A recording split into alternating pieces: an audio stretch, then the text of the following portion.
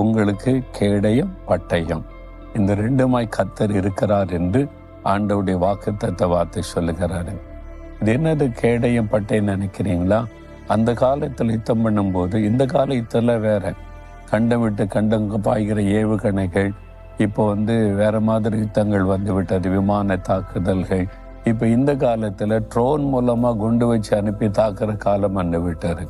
ஆனால் அந்த காலத்துல எதிரியோட சண்டையிட போனா வலது கையில பட்டயம் இருக்கும், இடது கையில கேடயம் இருக்கும். எதிரி தாக்கும் போது நாமை பாதுகாத்து கொள்ள கேடயம், அதை வைத்து தடுப்பது. எதிரியை தாக்குவதற்கு பட்டயம். இந்த ரெண்டுமே கர்த்தர் தான் நமக்கு. இந்த உலகத்தில் நமக்கு யாருங்க சத்துரு நினைக்கலாம்? மனிதர்கள் சத்துரு வரல. கண்ணுக்கு தெரியாத எதிரி பிசாசானவன்.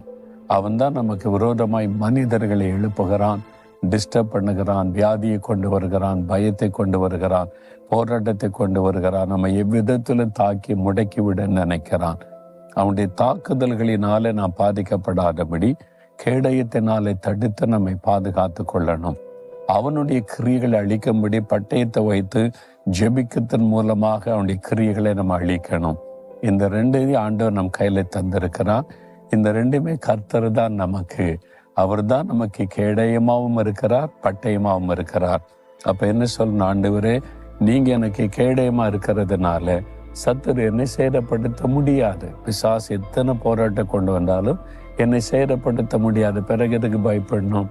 எதுக்கு கலங்கன்னு சூழ்நிலை பார்த்து உங்களை ஒன்றை சேதப்படுத்த முடியாது.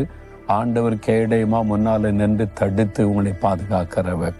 அவர் தான் உனக்கு பட்டயம்.